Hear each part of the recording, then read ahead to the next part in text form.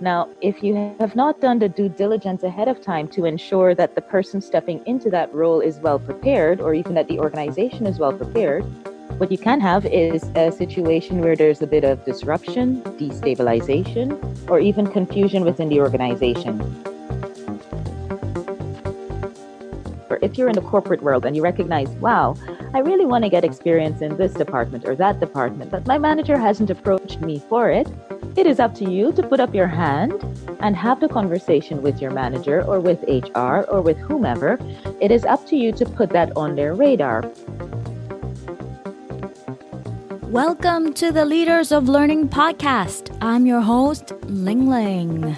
The Leaders of Learning podcast show is a podcast show that explores learning in the 21st century, where I interview leaders, academics, experts, and entrepreneurs on professional and organizational development. Succession is a process.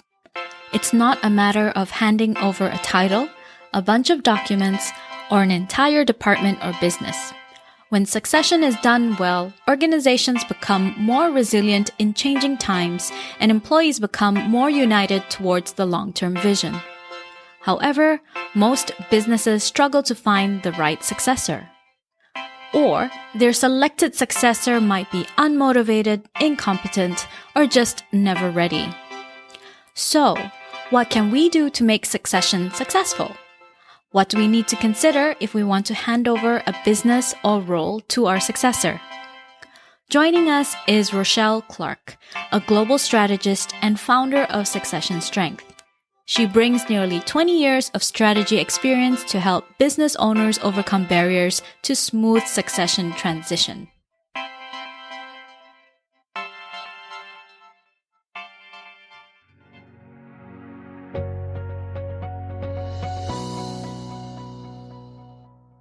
Welcome to the show, Rochelle. Hi, Ling. How are you? Thank you so much for having me. Mind if you could please share with our listeners a little bit more about yourself and how you became a succession specialist? Absolutely. So my parents owned their own business, and I've been surrounded by family-owned businesses my entire life. My background is in strategy and business continuity, and I did that for about 20 years in the corporate world. I received an MBA specializing in strategic management. Now, personal tragedy in one of our businesses within the family, when the owner passed away, leaving an unprepared successor, really led me to research and understand the areas of vulnerability within these businesses. And what I found is that succession is the primary one. So, as a result of this, I decided to lend my expertise in providing solutions when it comes to succession, particularly for family owned businesses. I've written a book about critical succession conversations for family owned businesses. And Forbes magazine has asked me to come on as a regular contributor when it comes to the topic of business longevity and business continuity. I don't think there are many consultants who specialize in succession and business continuity. So, what was the primary motivation for you to tackle this issue? Yeah, very good question, Ling. To be quite honest, the statistics that are widely quoted state that about 70% of family owned businesses do not transition successfully to the second generation. And to be quite honest, the impact on families, employees, and the communities that they support is tremendous. The primary business structure around the world is actually the family owned business, and it accounts for just over 60% of the GDP within the United States alone, and much more in other countries. So I decided to tackle this issue because I recognize personally, based on my family situation, that the impact when succession goes incorrectly within a business, whether it be a family-owned business or in the corporate world, the impact could be tremendous and it could be extremely destabilizing. That's really new insight for me. I didn't realize that 60% of businesses are family owned, and that's in the United States? 60% of them account for the GDP of the United States. So that's the contribution to the overall GDP pie for the entire United States of America. It's much more in other countries where the number of family-owned businesses tends to be even higher. I know that within the developing world, for example, whether it's Latin America, places in Africa, I'm sure also in some countries within Asia, the number of family owned businesses would be much, much higher, just because, as it tends to be, not in the more developed countries, but in the developing countries, this tends to be the way for the family to be self reliant. So as you can imagine, the infrastructure for, formalized business structures tends to be a lot less.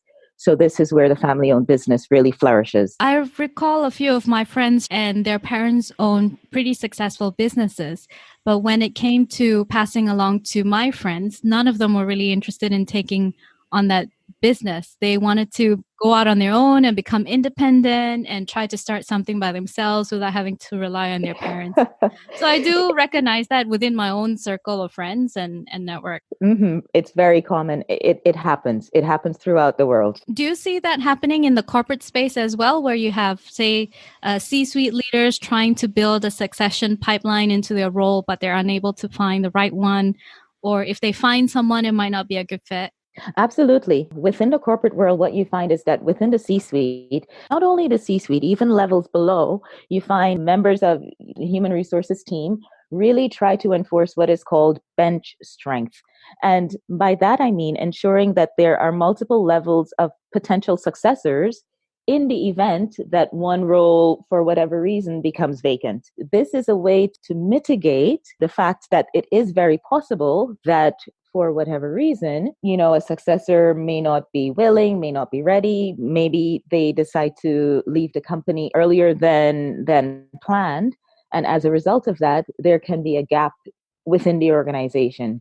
So in order to avoid having that gap, what you find is that at least within the corporate world, there are multiple levels of succession that the HR team members really try to build into the structure. I also recognize that there are some companies who do not put in much effort into succession planning because their focus is on getting the results or focused on their current leaders and not making sure that there is a pipeline to take over in case anything happens.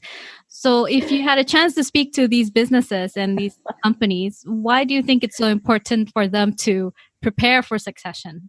Ling, to be quite honest, this is something that is seen within the corporate world and even within a family owned business, because what you find is that a lot of times the intention is there to ensure that the business is well protected by having a backup plan. But when the rubber hits the road, when the reality, really comes to light, at the end of the day, a lot of companies are really just looking to survive or looking to ensure that they are profitable day after day. And the focus tends to be on the immediate results. So, as you can imagine, and as you have rightly said, at times the importance of succession gets put on the back burner.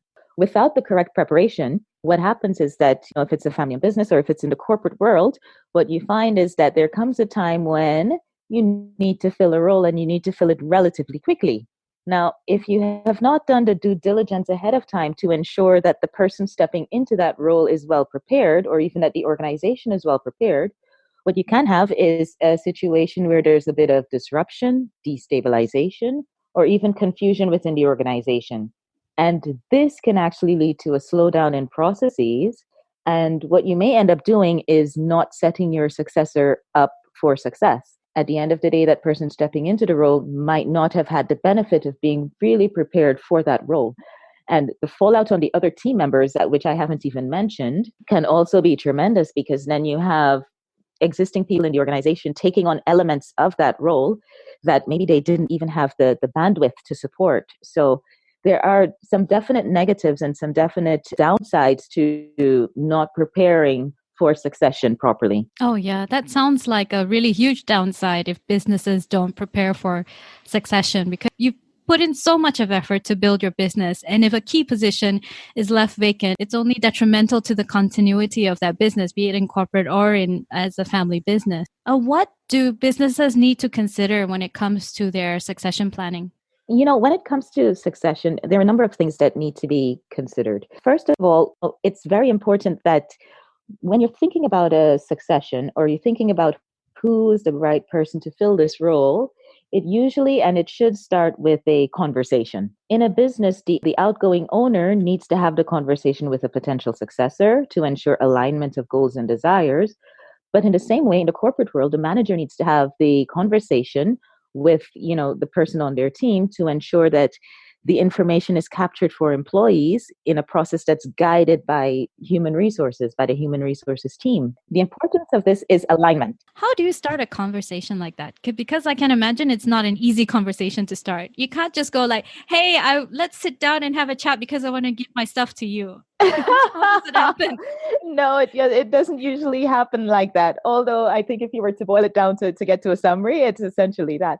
But no, to be quite honest, what we advise is that it happens naturally, and it's an alignment conversation. It's not a conversation where anything is really set in stone. The purpose of the conversation is to understand where the person is mentally and where their goals are for the future. So it can be, the organization coming to, or the manager, I should say, because it's a person-to-person conversation. And typically this one-on-one conversation is a private conversation that needs to be had.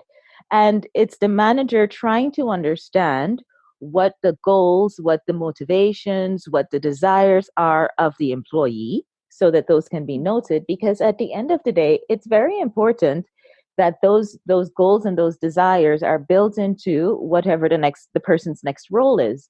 And this is very similar for a family-owned business where the owner comes to the potential successor and they have a very informal conversation to understand what their goals are. And at the same time, it's about the organization communicating to that person, these are the potential, this is where we see someone in your position going in the future. So this is what the career path might look like. It's usually not just one conversation. It's typically a series of conversations that can be had. So it's the alignment, and it can be that you need to revisit this conversation a few times, maybe over the course of a few years, because as you can imagine, people's desires can change over time. So you always want to ensure that you build in some time to check in to ensure that you're still in alignment going forward. But let's take one step back. And before we even have a conversation, don't the leadership or management need to go through a selection process to determine who is the right successor? And what do they need to consider in that selection process? Yes, absolutely. So there are a number of things. First of all, they would need to understand what is required of the new role. What skills are needed, what functional skills are needed for someone to be successful in the new role. Likewise, they need to take a look at all of the potential successors to understand where their strengths are, where their weaknesses are. So it's essentially a skills gap analysis to understand, okay, this person that I'm considering, what do they bring to the table, and what do we need to develop within them to ensure that they can fit properly into the new role that is being proposed. So this level of analysis to understand both what is required and what the gap is between a potential successor and what is required in the new role, it's crucial. It's absolutely crucial. So if we've already selected a successor and we had the conversation with them, I believe conversation alone is not enough. What else would the successor need, right? Yeah, if only conversation. Yes, conversation is definitely not enough. So thank you for pointing that out. What is very, very, very important, crucial is having a tailored preparation plan for that successor. Now, within this plan, we need to ensure that there are timelines to ensure that there's good monitoring and accountability to ensure that that successor is able to learn the right skills or through the right experience get the right skills or aptitude in order to assume the new role that is required of them. And this preparation plan is not usually a one size fits all plan. It's usually based on the results of that skills gap analysis. Once that is complete, you have a tailored map of how you will be preparing this individual for this upcoming role. And it's very important that you execute what's on that preparation plan to ensure that that person indeed is being prepared for the role. Based on your clients and your experience, do you see a common skills gap among successors that need to be filled before they take on key roles? To be quite honest, a lot of times the skill gap that we see, especially in family-owned businesses, comes from getting that hardcore experience. And I think I can more or less relate this a little bit to the corporate world as well. There is no substitute for real experience on the ground and within the role. And where this tends to be a little bit tricky in terms of a family-owned business is that sometimes it's really hard for a family member to get that hardcore experience within their own family business.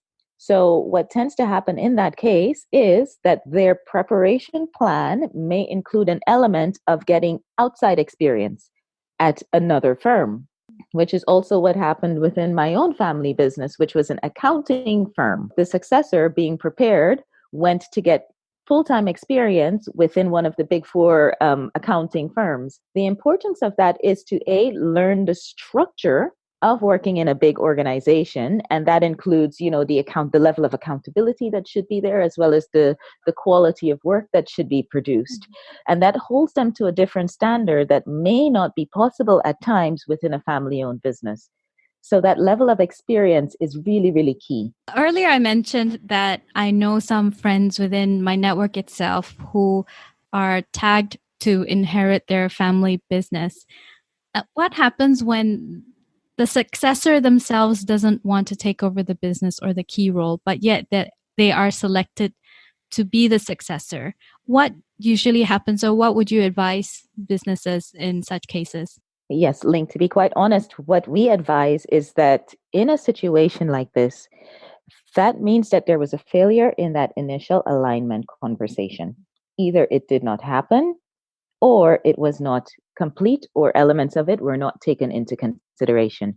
Because if that alignment conversation happens the way that it should happen, that successor should be free enough to communicate what their desires are and what their goals for their lives are in a way that's a non-threatening way. And at the same time, whether it's their manager or whether it's their, family member owner, should be taking that into consideration as well. Now, if, for example, you run an accounting firm and the person that you would like to be the successor wants to be a singer, and they have comfortably communicated that to you, then immediately okay, there is not an alignment here. Perhaps I should consider someone else. What you find is that if you have a situation where that conversation didn't happen, or it did not happen in the right way, there can be a misalignment of goals, a misalignment of intentions when it comes to the actual role. And this is something that you do not want. And the reason that I say that is there are many situations where you will rely on a person in a role when the going gets tough, as they say. That person needs to be able to dig very deep to get the motivation that is required to get over the hump, to get the organization over the hump, or to get their department over the hump, or even their own team over the hump. If you have someone in a role who is not fully motivated because they want to be somewhere else, their passion lies somewhere else, what you will find is that when times get tough, that person may just not be able to really dig in a way that would be beneficial for the organization. The only thing that will suffer would be the organization and the other members of the team at the end of the day. So we really avoid against having someone in a role that they have communicated that they don't necessarily want to take, unless it's an emergency situation where it's just a temporary fix and you have both agreed, okay, maybe I'll be in the role, I don't know, for 6 months or for 1 year, then I'll go off and do my own thing. If that's your agreement, then that's fine. But if there's a misalignment, then that's a no-no. I think especially in Asia, because we want to please our parents, we want to make them feel proud of us. So if we choose to live our life and choose not to accept the inheritance, then there's this inner conflict that we have to deal with. And thank goodness you say that it's a matter of both sides having an open conversation to make sure there is an alignment or not. And ultimately is for one, the motivation of the successor and for the continuity of the business. Absolutely. And it comes down to legacy, because I completely understand and agree that at times there is that pressure from obligation to take over a family owned business. But, if you're really just thinking about that, then it can be seen as disservice to the legacy of the family and a family owned business, because essentially you're not in a position to give it your best and give it your all, which is what the persons ahead of you would have done. However, if you have the conversation early enough, then the business is in a position to say, okay, that's fine. Perhaps we want to hire, even if it's temporarily until maybe the next generation comes up, we can hire a third party person to run the business. if there's a gap, or maybe there are other siblings that can be considered for the role. So what I'm saying is that by voicing any hesitation, it still gives the business, it still gives the family, it still gives the community the opportunity to find another solution that still works for the benefit of all. Now, if you go back to the question about the common gap among successors, and you were saying for family businesses, usually the successor does not have enough of the right experience in order to take over the key role. If we look within the corporate environment itself, the successor or the selected person to succeed the key role, what if they're in a position where you can't go out to another company and gain experience and come back, right? So how can this person gain extra experience so that they can be ready for the key role? Absolutely. And I say this because this has also happened to me in my time in the corporate world. This is the opportunity for short-term assignments to come into the picture. This is an opportunity once the organization is aware and has done the due diligence and has enough time to prepare in that situation, then they're able to craft what may be a short-term assignment for a potential successor that really gets them into their desired department and gets them that experience that they would not have within their regular course of business. So there are still ways, even if it's within the corporate world, there are still ways within the structure to ensure that folks get that experience before assuming a role full time. It has happened to me, and I have done it for other folks as well. Although I think the corporate world would be a lot more competitive than family business. So let's say I'm an employee in a regular corporate, and I know the HR is looking for successors. How do I make myself be selected to be a successor? Yes, and you bring up a very good point, Ling, and this is something that I should mention. A lot of times, people say, for a family-owned business, well, it's the owner who should start this conversation, or in the corporate world, well, it's my manager who should start this conversation, or it's HR who should start this conversation. And for this, I say absolutely not. It is the responsibility of everyone. If within a family owned business, you recognize that the owner hasn't brought up a scenario like this, or if you're in the corporate world and you recognize, wow, I really want to get experience in this department or that department, but my manager hasn't approached me for it, it is up to you to put up your hand and have the conversation with your manager or with HR or with whomever. It is up to you to put that on their radar, because at the end of the day, everyone is kind of so focused on ensuring that their KPIs are met and that their day-to-day activities are taken care of. They do their best. The intention is there. But not everyone is a mind reader. Very many people are not. So if this is something that you really desire and it has not come up naturally, then when you have your touch points with your manager, and hopefully those are scheduled, but even if not, it's up to you to schedule some time with your manager or the owner or whomever and have a casual conversation to say, hey, this is something that I would like to consider in the future. This is some experience that I would like to get in the future. And maybe if you have done your due diligence, you can even propose a way that you get some experience within that field. Hey, maybe I can work on this or that project that's coming up within this department so that I can get that experience. But it's a two-way street. And we all need to be responsible for our own development as well as the development of the company or the organization as a whole. I can see how that works well for everyone. So if I'm an employee in a corporation and I go to my manager and say, hey, I'd like to try out these projects and get these experiences. So even though in the end of the day, HR decides not to select me as a successor, I would end up gaining these additional experiences, which I could bring elsewhere. Exactly right. And it could be that maybe someone else has a little bit more experience or skills that are a little bit stronger than yours. So you may not be the first choice to be a successor. But within the pipeline, the fact that you have now gained and developed skills that are within your target role, what that would do is bump you up a level in the pipeline in terms of consideration. So it's not all for nothing that you're getting this experience, because it's something that you're obviously passionate about. If you're passionate about, if you have put up your hand to get the experience, so it can only help you in the long run. I'd imagine that after you have succeeded someone, so let's say the key role has been made vacant and you are meant to take over that role, it's not as easy as just handing it off a title or just using the skills and experiences that you've learned in your, development journey. What other support or things that need to happen when you're already in that role that you're preparing for? Maybe the announcement goes out that X person has now assumed the role of whatever the role might be.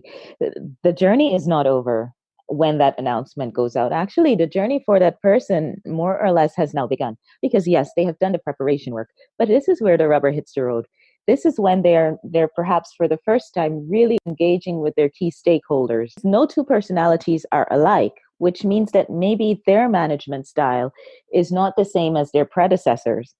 And even more so, they need to have quite a bit of support. I wouldn't call them training wheels, but if you can imagine a child's tricycle, they can be seen as training wheels, because it's an extra level of support that really helps get that person what you may call a smooth landing into the role.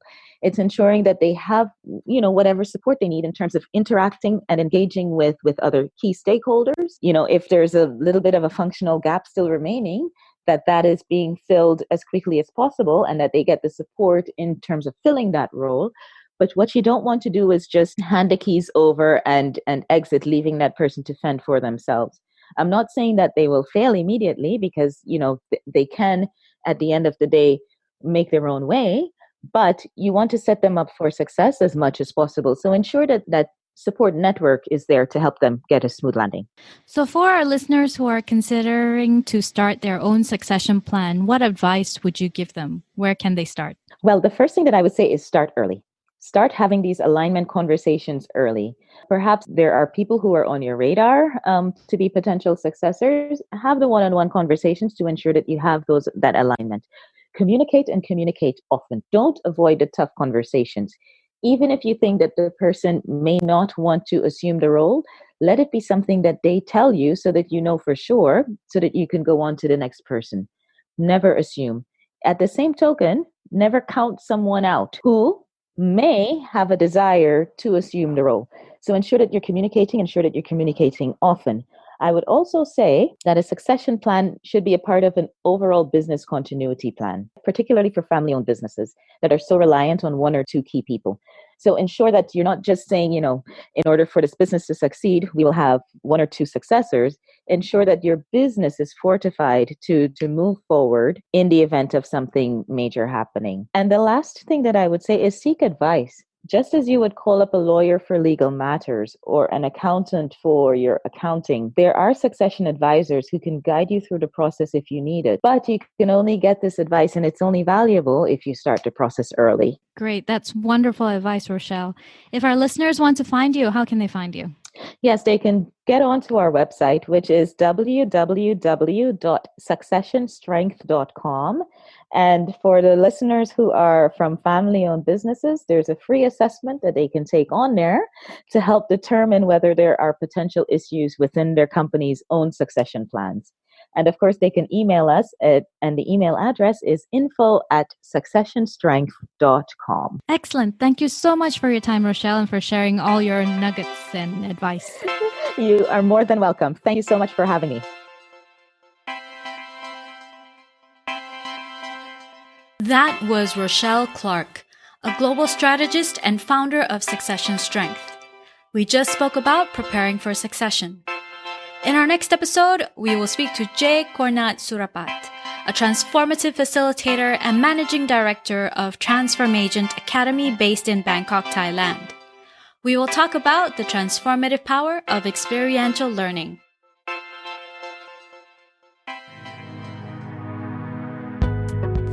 Highlights from this episode and contact details of our guest is available on our new website at www.leadersoflearning.asia, that is www.leadersoflearning.asia. If you enjoy listening to this podcast, take a moment to rate and review us on iTunes, Spotify, Google Podcasts, Castbox, or wherever you download your podcast. If you believe this podcast show will help a friend, a colleague, or a family member, please share this episode with them via social media or your podcast app. I'm your host, Ling Ling. Thank you for listening to the Leaders of Learning podcast.